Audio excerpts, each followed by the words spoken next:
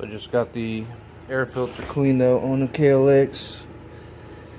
She was having a rough time starting, and that seemed to fix it up. But go ahead and chop down the intake. See how this sounds before and after.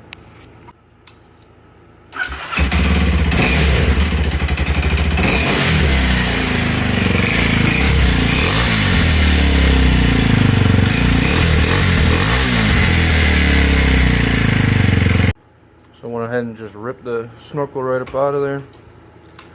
Got the gaping hole. Let's see how it goes.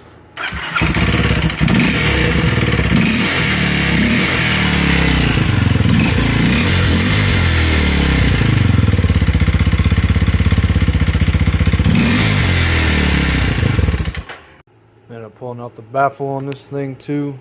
Go ahead and give it a sound.